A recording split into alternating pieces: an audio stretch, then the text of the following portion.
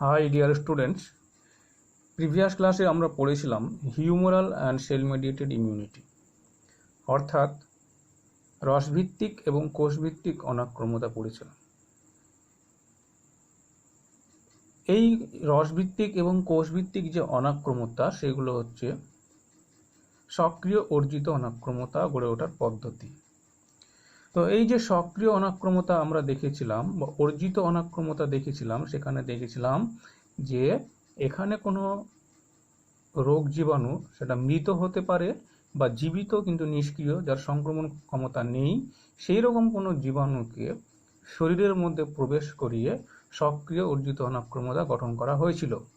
এটা আমরা দেখেছিলাম এবং সেটা কৃত্রিমভাবে হয়েছিল, তাই এটাকে বলা হয়েছিল কৃত্রিম সক্রিয় অর্জিত অনাক্রম্যতা। তো এই যে সক্রিয় অর্জিত অনাক্রম্যতা, সেখানে একটা কথা বলা হয়েছিল, সেটা আবার বলছি, মৃত বা জীবিত কিন্তু নিষ্ক্রিয় এবং সংক্রমণ ক্ষমতাহীন কোনো রোগ জীবাণু বা যে কোনো প্যাথোজেন বা রোগ জীবাণু হতে নিঃসৃত যে টক্সিন, সেই টক্সিনকে নিষ্ক্রিয়করণ করে সেটাকে শরীরের মধ্যে প্রবেশ করিয়ে অনাক্রম্যতা তৈরি করা হয়। তাই তো এই ব্যাপারটুকু আমরা কিন্তু জেনেছিলাম। এই যে ব্যাপার যেটা বলা হচ্ছে যে কোনো একটা মৃত, কি বলা হয়েছিল, যে কোনো একটা মৃত 1 নম্বর, অথবা মৃত নাও হতে পারে, কি জীবিত কিন্তু নিষ্ক্রিয়, তাকে নিষ্ক্রিয় করা হয়, তাই তো, এবং কি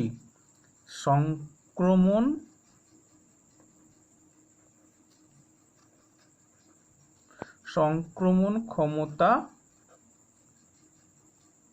নেই, তাই তো, বা সংক্রমণ ক্ষমতা বিহীন। তাহলে কোনো একটা রোগ জীবাণু যেটা মৃত হতে পারে, যদি মৃত না হয় তাহলে জীবিত হতে পারে, কিন্তু কিরকম, নিষ্ক্রিয় এবং সংক্রমণ ক্ষমতাবিহীন, যার কোনো সংক্রমণ ক্ষমতা নেই, অথবা প্যাথোজেন বা রোগ জীবাণু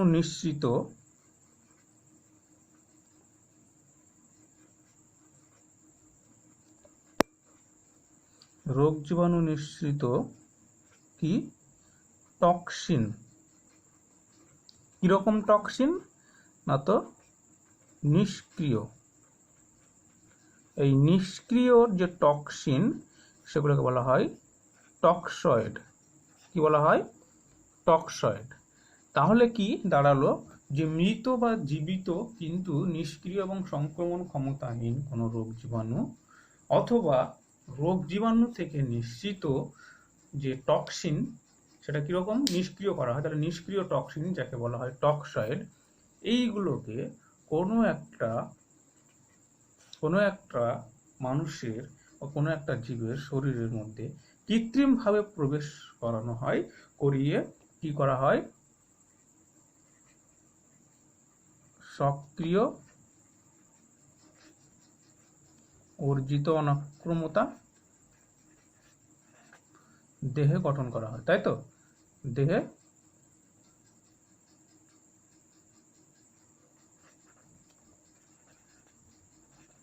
গঠন করা হয়, তাই তো। এই বিষয়টা আমরা পড়েছি। এবং এই যে বিষয়টা, যে মৃত, জীবিত এবং নিষ্ক্রিয় এবং সংক্রমণ ক্ষমতাবিহীন রোগ জীবাণু বা রোগ জীবাণু নিঃসৃত যে টক্সিন, সেগুলোকে নিষ্ক্রিয়করণের মাধ্যমে মানুষের শরীরে প্রবেশ করিয়ে রোগ অনাক্রম্যতা বাড়ানো হচ্ছে, এই মৃত বা জীবিত নিষ্ক্রিয় সংক্রমণ ক্ষমতাবিহীন রোগ বা রোগ জীবাণু নিঃসৃত যে নিষ্ক্রিয় টক্সিন, যেটা টক্সয়েড, এগুলোকে বলা হয় ভ্যাকসিন। অর্থাৎ ভ্যাকসিনের সংজ্ঞা আমরা বলতে পারি, তাহলে এই টোটালটাকে একসঙ্গে বলা হচ্ছে কি, এটাকে বলা হচ্ছে ভ্যাকসিন। তাহলে ভ্যাকসিনের ডেফিনেশন কি বলতে পারি?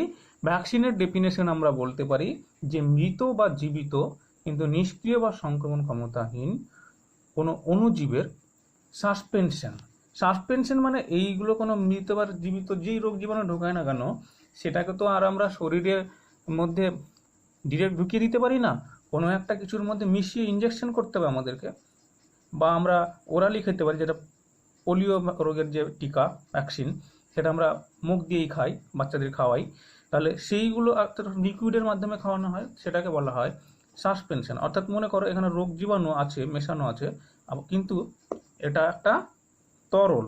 তো এই তরল রোগ জীবাণু মিশ্রিত যে তরলটা, সেটাকে বলা হয় সাসপেনশন। কি বলা হয়? সেটাকে বলা হয় সাসপেনশন। তাহলে এই যে সাসপেনশন,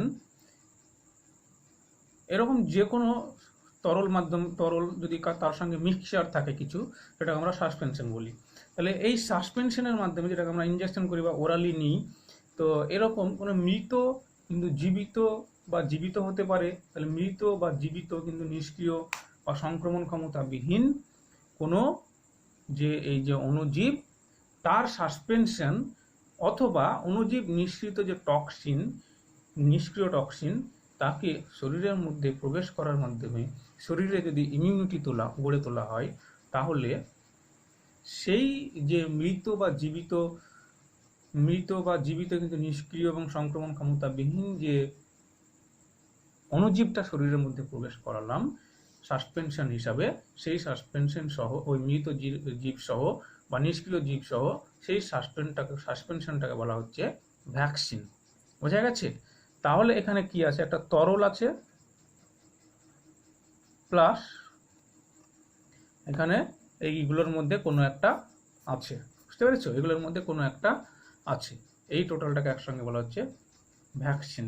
তাহলে ভ্যাকসিনের ডেফিনেশনটা আরও একবার বলছি, যে মৃত বা জীবিত কিন্তু নিষ্ক্রিয় এবং সংক্রমণ ক্ষমতাবিহীন কোনো অণুজীবের সাসপেনশন বা রোগ জীবাণু নিঃসৃত টক্সিন, নিষ্ক্রিয় টক্সিন শরীরে প্রবেশ করিয়ে শরীরের অনাক্রম্যতা বৃদ্ধি ঘটলে সেই সাসপেনশনটাকে বলা হচ্ছে, বা সেই মৃত বা জীবিত কিন্তু নিষ্ক্রিয় সংক্রমণ ক্ষমতাবিহীন রোগ জীবাণু অথবা ওই যে টক্সাইড, যেটা শরীরে প্রবেশ করার মাধ্যমে ইমিউনিটি গড়ে উঠছে, তাকেই বলা হচ্ছে ভ্যাকসিন।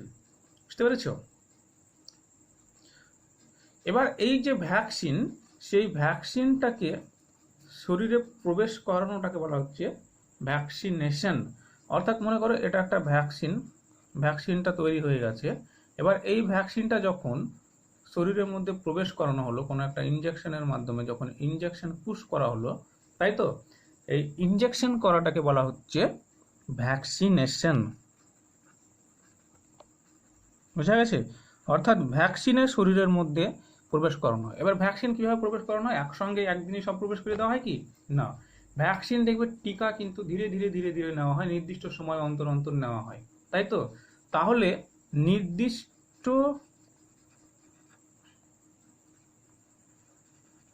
সময় ব্যবধানে যখন টিকা মানুষের শরীরের মধ্যে প্রবেশ করানো হয়, সেই পদ্ধতিটাকে বলা হচ্ছে ভ্যাকসিনেশন। তো ভ্যাকসিন শরীরে প্রবেশ করানোর পদ্ধতিকে বলা হচ্ছে ভ্যাকসিনেশন। এটার আরও একটা নাম আছে বিজ্ঞানসম্মতভাবে, এই ভ্যাকসিনেশনকে বলা হয় প্রোফাইল্যাক্সিস। কি বলা হয়? প্রোফাইল্যাক্সিস। কি বলা হয়? প্রোফাইল্যাক্সিস। তো এই যে ভ্যাকসিনেশন, এই ভ্যাকসিনেশন থেকে আরেকটা জিনিস তোমরা পড়বে, সিম্পল ব্যাপার, সেটা হচ্ছে ফাদার অফ ভ্যাকসিনেশন কাকে বলা হয়। ঠিক আছে? অনেক সময় এমসিকিউ কোশ্চেন দিয়ে দেয়, যদিও সোজা কোশ্চেন, ছোটোবেলা থেকেই পড়ে আসছো। ফাদার অফ ভ্যাকসিনেশন কাকে বলা হয়? আমরা জানি বসন্ত রোগের টিকা প্রথম কি আবিষ্কার করেছিল? কে? Edward Jenner. তাহলে এই এডওয়ার্ড জেনারকেই বলা হয় ফাদার অফ ভ্যাকসিনেশন। বুঝতে পেরেছ? এই যে ভ্যাকসিনেশনগুলো তোমাদেরকে বললাম, ভ্যাকসিনেশন এবং ভ্যাকসিন বললাম, এই যে ভ্যাকসিনগুলো আছে, বিভিন্ন ধরনের ভ্যাকসিন হতে পারে। ধরো কোনো একটা রোগ জীবাণু, সেটা মৃত কিন্তু তাকে নিষ্ক্রিয় করা হয়েছে, সেটাকে বলা হয় অ্যাটেনিউটেড। কি বলা হয়? অ্যাটেনিউটেড। কোনো একটা রোগ জীবাণু জীবিত আছে কিন্তু তাকে নিষ্ক্রিয় করে রাখা হয়েছে, এরকম কন্ডিশনকে বলা হয় অ্যাটেনিউটেড। তো এরকম অ্যাটেনিউটেড যে রোগ জীবাণু, সেগুলো নিয়ে যখন কোনো একটা টিকা আবিষ্কার করা হয়, টিকা তৈরি করা হয়, তখন তাকে বলা হয় অ্যাটেনিউটেড ভ্যাকসিন। তখন তাকে বলা হয় অ্যাটেনিউটেড ভ্যাকসিন। বুঝতে পেরেছো? বা কোনো একটা টক্সিনকে যখন, ধরো ব্যাকটেরিয়া নিঃসৃত যে টক্সিন, সেই টক্সিনটাকে যখন ডিটক্সিফাইড করা হয়, ডিটক্সিফাইড মানে হচ্ছে সেই টক্সিনটাকে নিষ্ক্রিয় করে দেওয়া হয়েছে, তাহলে এরকম ডিটক্সিফাইড টক্সিন নিয়ে যখন কোনো একটা ভ্যাকসিন তৈরি করা হয় তখন তাকে বলা হয় ডিটক্সিফাইড ভ্যাকসিন। বুঝতে পেরেছো?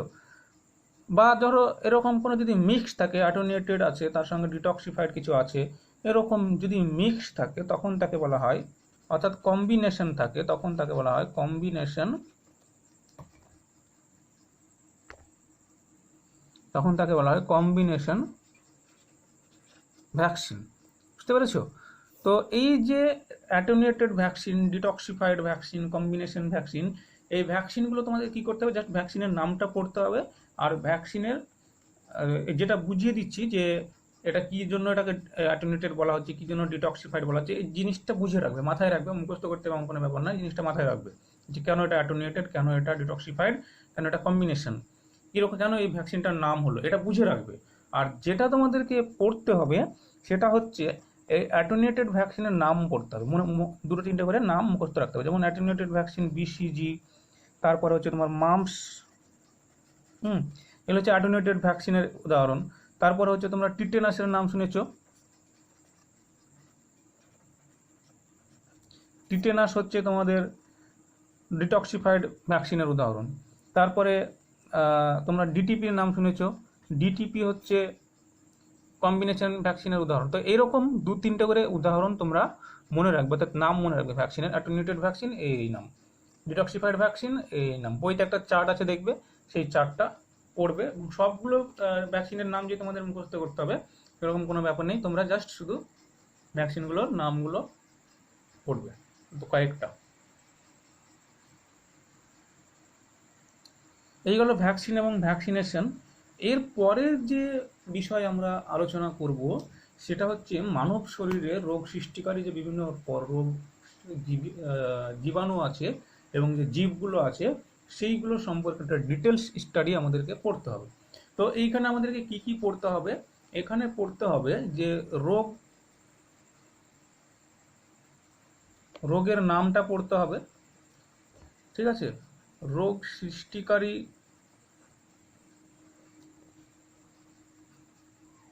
যে প্যাথোজেনটা আছে বা জীবাণুটা আছে তার নাম পড়তে হবে।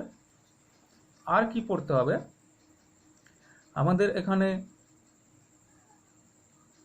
যে বিভিন্ন রোগগুলো আছে, রোগ সৃষ্টিকারী প্যাথোজেন আছে, সেই প্যাথোজেনের জীবনচক্র পড়তে হবে,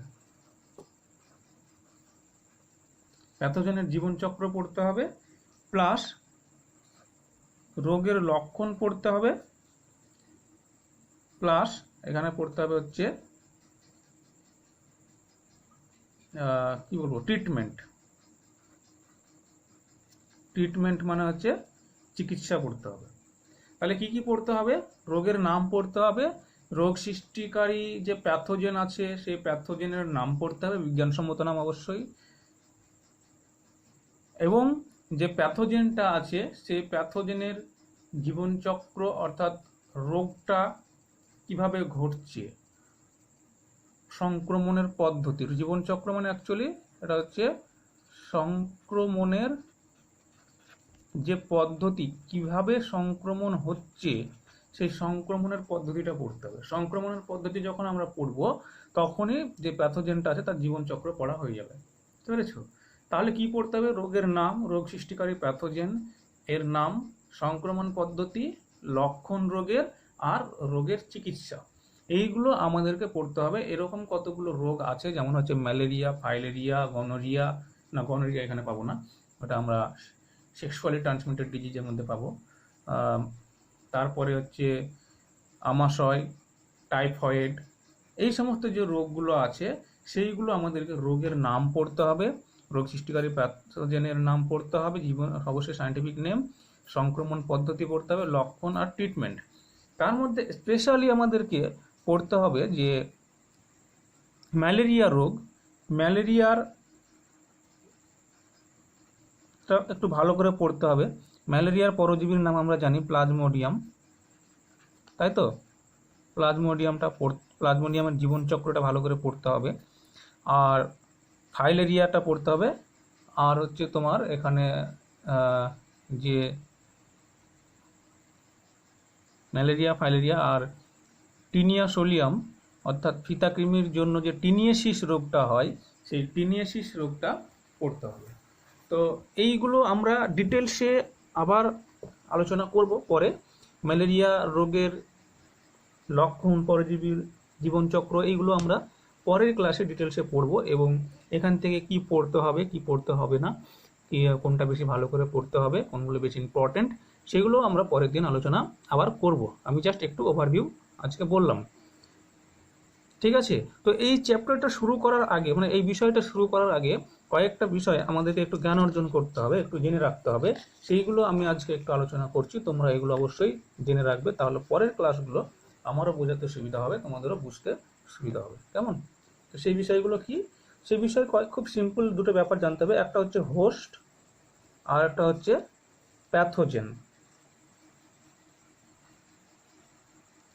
হোস্ট এবং প্যাথোজেন। হোস্টের বাংলা হচ্ছে পোষক, আর প্যাথোজেনের বাংলা হচ্ছে রোগ সৃষ্টিকারী জীবাণু বা জীব, অর্থাৎ যারাই রোগ সৃষ্টি করে, সে রোগ সৃষ্টিকারী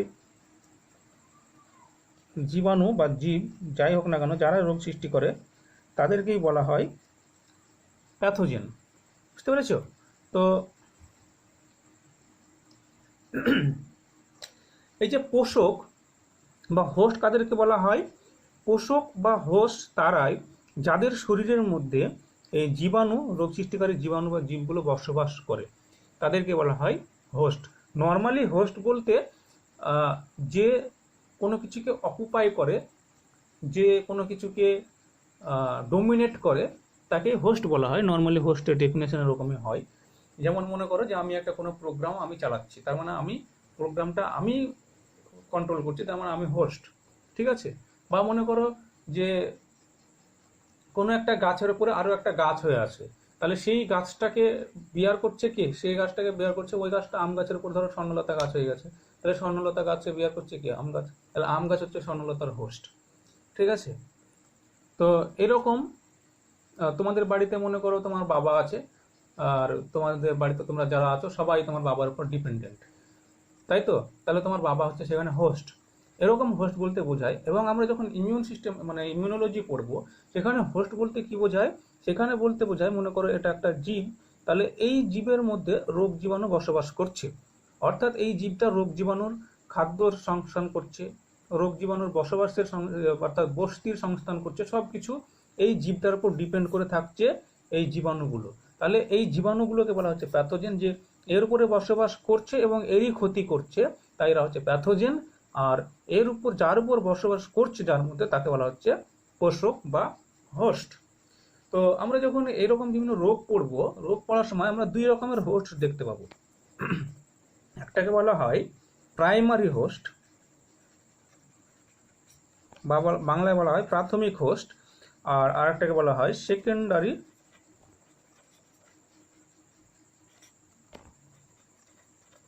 সেকেন্ডারি হোস্ট বা গৌণ পোষক। তো প্রাথমিক পোষক কাদেরকে বলা হয়, আর সেকেন্ডারি পোষক বা গৌণ পোষক কাদেরকে বলা হয়? তারাই হচ্ছে প্রাইমারি হোস্ট বা প্রাথমিক পোষক, যাদের দেহের মধ্যে রোগ জীবাণু যৌন জনন দশা সম্পন্ন করে। কি করে? যৌন জনন দশা সম্পন্ন করে। তাহলে সেই সমস্ত পোষকগুলোকে প্রাইমারি হোস্ট বলা হয় বা প্রাথমিক হোস্ট বলা হয়, যাদের দেহের মধ্যে প্যাথোজেন বা রোগ জীবাণু তার যৌন জনন দশা সম্পূর্ণ করে, বা সেক্সুয়াল লাইফ সাইকেলের যে সেক্সুয়াল সাইকেলটা, সেই সেক্সুয়াল সাইকেলটা কমপ্লিট করে। বুঝতে পেরেছো? আর সেকেন্ডারি হোস্ট কাদেরকে বলা হয়? এরা যৌন জনন বাদে বাকি যে দশাগুলো আছে দেহে, বাকি দশাগুলি কমপ্লিট করে। যৌন জনন বাদে বাকি দশাগুলি সম্পন্ন করে।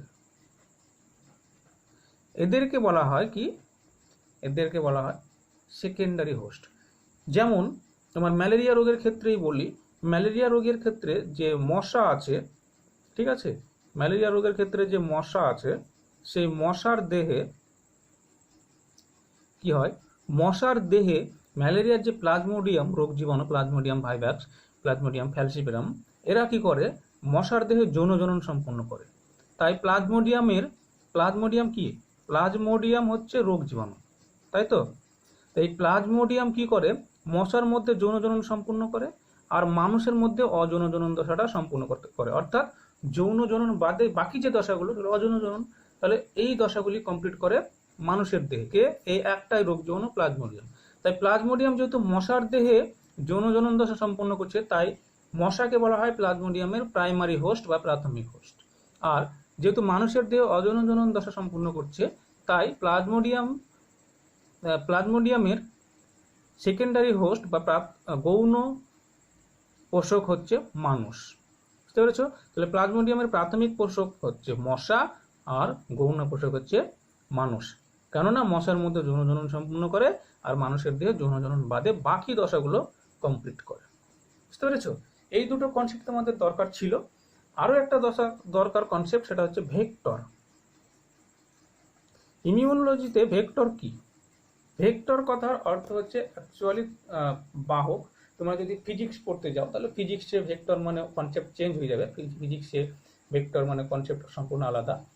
তো আমরা যখন বায়োলজিতে ভেক্টর পড়ব, বায়োলজিতে ভেক্টর মানে হচ্ছে বাহক। কি? ভেক্টর কথার অর্থ হচ্ছে বাহক। কি বাহক? যারা কিনা রোগ জীবাণুকে বহন করে, অর্থাৎ রোগ জীবাণুর বাহক, তাদেরকে বলা হয় ভেক্টর। তো রোগ জীবাণুর বাহক, এই বাহক আবার দুই প্রকার, অর্থাৎ ভেক্টর আবার দুই প্রকার। একটা হচ্ছে বায়োলজিক্যাল ভেক্টর, একটা বায়োলজিক্যাল ভেক্টর, আর একটা হচ্ছে তোমার মেকানিক্যাল একটা হচ্ছে মেকানিক্যাল ভেক্টর। তাহলে একটা বায়োলজিক্যাল ভেক্টর, একটা মেকানিক্যাল ভেক্টর। বায়োলজিক্যাল ভেক্টর কি আর মেকানিক্যাল ভেক্টর কি? বায়োলজিক্যাল ভেক্টর সেটাকে বলা হচ্ছে যে ভেক্টরের মধ্যে ওই যে রোগ জীবাণুটা, মনে করো এটা একটা মশা, তাই তো,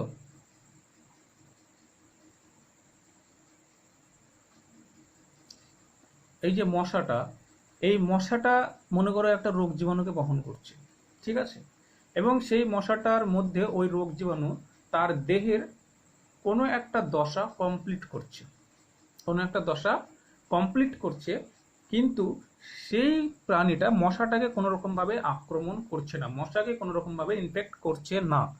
তাহলে এই ক্ষেত্রে মশা হলো সেই রোগ জীবাণুর বায়োলজিক্যাল ভেক্টর। বুঝতে পেরেছো? যেমন আমরা ম্যালেরিয়া রোগের ক্ষেত্রে দেখতে পাই যে মশা প্লাজমোডিয়াম ভাইভাক্সকে বিয়ার করে, প্লাজমোডিয়াম ভাইভাক্সকে বহন করে, এক জায়গা থেকে আরেক জায়গায় নিয়ে যায়, এবং প্লাজমোডিয়াম ভাইভাক্সের যে যৌন জনন দশা সেটা মশার মধ্যে কমপ্লিট হয়। কিন্তু এই পরজীবীটা প্লাজমোডিয়াম কখনোই মশাকে আক্রমণ করে না, মশার দেহে সংক্রমণ ঘটায় না। তাই প্লাজমোডিয়াম হচ্ছে মশার বায়োলজিক্যাল ভেক্টর,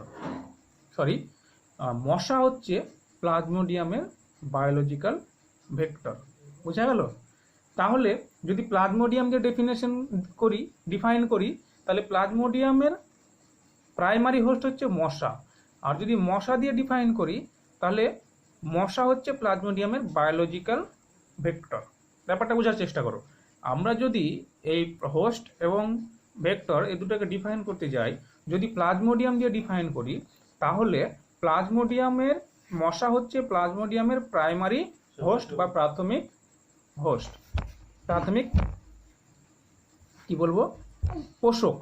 আর যদি আমরা মশা দিয়ে প্লাজমোডিয়াম দিয়ে ডিটারমিন করি, তাহলে কি হচ্ছে যে প্লাজমোডিয়ামের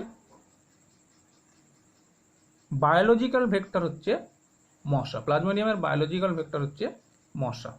গেল এই কনসেপ্টটুকু। আর মেকানিক্যাল ভেক্টর কাদের বলা হয়? মেকানিক্যাল ভেক্টর বলা হয় যে মনে করো এটা মশা হতে পারে, বা ধরো এটা একটা ছবি আঁকছি, ছবি অত ভালো আঁকছি না, তোমরা জাস্ট বোঝার চেষ্টা করবে, ঠিক আছে।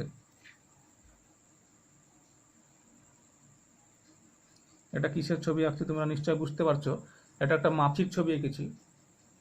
তো এই যে মাছিটা মনে করো এখানে একটা খাবার ছিল, এখানে বসলো, এখানে একটা খাবার আছে, এখানে এসে বসছে।